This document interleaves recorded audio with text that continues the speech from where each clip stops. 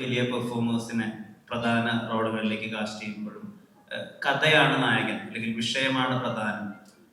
ആ എപ്പോഴാണ് അങ്ങനത്തെ ഒരു അവസ്ഥയിലെത്തിയത്? ഈ വിഷയം പറയാൻ ഏറ്റവും രണ്ട് വലിയ പെർഫോമേഴ്സിന് ആവശ്യമുണ്ട്, അപ്പുറത്ത് ഇതിന്റെ ലോഡ് കൂടി ഉണ്ടല്ലോ. ഇവരിൽ നിന്ന് ഏറ്റവും നല്ല ഔട്ട് ഉണ്ടാവണം, ഇവരുടെ ഒരു സ്റ്റാർ ഇമേജിനെ ബാക്കിയുള്ളവർക്ക് സാറ്റിസ്ഫൈ ചെയ്യണം, ഇവരുടെ മാർക്കറ്റ്. ഈ പ്രഷറിനെയും ഈ കൊമേഴ്ഷ്യൽ സൈഡിനെയും ഈ കൊമേഴ്ഷ്യൽ വയബിലിറ്റിയും എങ്ങനെയാണ് മനസ്സിലാക്കിയത്? ആ ടെൻഷൻ എത്രമാത്രം ഉണ്ട് ഈ മൊമെന്റിൽ? ഇത് കഥ ഉണ്ടായി കഴിഞ്ഞിട്ടാണ് എല്ലാ പ്രാവശ്യവും ഞാൻ ഒരു ആക്ടറിൻ്റെ അടുത്തോട്ട് പോകുന്നത് നരേഷന് വേണ്ടിയിട്ട്. ഒരു ചെറിയൊരു ഐഡിയ ആയിട്ട് പോയിട്ടില്ല ഇതുവരെ. അപ്പം അങ്ങനെ ഇതൊരു കഥയുടെ രൂപമായി കഴിഞ്ഞതിന് ശേഷം പ്ലോട്ട് ഡ്രിവൺ കഥയാണെന്നുള്ളത് മനസ്സിലായി. പക്ഷേ ഈ സിനിമ ഡിമാൻഡ് ചെയ്യുന്ന ഒരു സ്കെയിലുണ്ട് ഈ പടത്തിന്. ക്യാരക്ടേഴ്സും കുറച്ചുകൂടെ ഗ്രാവിറ്റി കൂടിയ ക്യാരക്ടേഴ്സാണ്.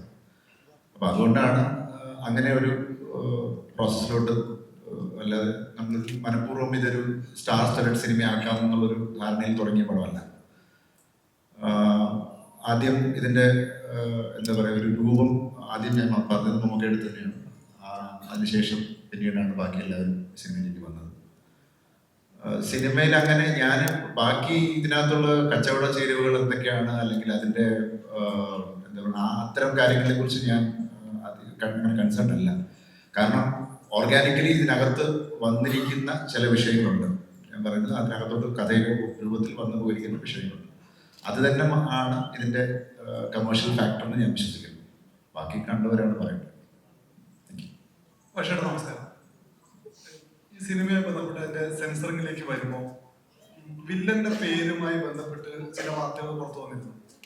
നമ്മുടെ രാജ്യത്തെ ഒരു രാഷ്ട്രീയ പാർട്ടി നേതാവിന്റെ മകന്റെ പേരുമായി സാമ്യമുണ്ട്, അതുകൊണ്ട് സെൻസർ ബോർഡ് ചെറിയ പ്രശ്നം ഉന്നയിച്ചിട്ടുണ്ട്. അത് പെട്ടെന്ന് പരിഹരിക്കാൻ കഴിഞ്ഞോ? ഇത്തരം ഒരു എഴുത്തുകാരന്റെയോ അല്ലെങ്കിൽ ഒരു സംവിധായകന്റെയോ ഒക്കെ ചിന്തയിലും എഴുത്തിലൊക്കെ വരുന്ന കാര്യത്തിന് വല്ലാതെ കട്ടു വീഴുന്നുണ്ട് ഈ കാലത്ത് നമ്മൾ തോന്നലുണ്ടോ? അതിൽ മഹേഷ് ഏട്ടന്റെയും മമ്മൂക്കയുടെയും പ്രതികരണം ഉദ്ദേശിക്കുന്നു. ഈ പടത്തിന്റെ സെൻസറിങ് ജോലികൾ കഴിഞ്ഞു. അതായത് ഇപ്പം പ്രശ്നങ്ങളൊന്നുമില്ലാതെ സർട്ടിഫിക്കറ്റ് കയ്യിൽ കിട്ടാനുള്ള ഒരു കാത്തിരിപ്പ് മാത്രമേ ഉള്ളൂ. ബാക്കി ജോലികൾ കഴിഞ്ഞു. മറ്റു കാര്യങ്ങളെ കുറിച്ച് എനിക്ക് തോന്നുന്നു നിങ്ങൾക്ക് തന്നെ സെൻസർ കാർഡുകളൊക്കെ വന്നു കഴിയുമ്പോൾ നിങ്ങൾക്ക് മനസ്സിലാവും മറ്റു കാര്യങ്ങൾ. പിന്നെ നമ്മൾ ഒരു സിനിമ, കമേഴ്ഷ്യൽ സിനിമ നമ്മൾ തിയേറ്ററിലേക്ക് എത്തിക്കുന്ന ഒരു സിനിമ പറയുന്ന സമയത്ത് നമ്മുടെ രാജ്യത്തിൻ്റെതായിട്ടുള്ള ചില കാര്യങ്ങൾ നമ്മൾ സൂക്ഷിക്കേണ്ടതായിട്ടുണ്ട്. ഡെഫിനറ്റ്ലി അത് നമ്മളെല്ലാവരും മാനിക്കുന്നു. അത്രയും എനിക്ക് ഇതിനകത്ത് പറയുന്നു. എന്തെങ്കിലും കാര്യം അത്രേ ഉള്ളൂ. അത് തന്നെയാണ് സത്യം.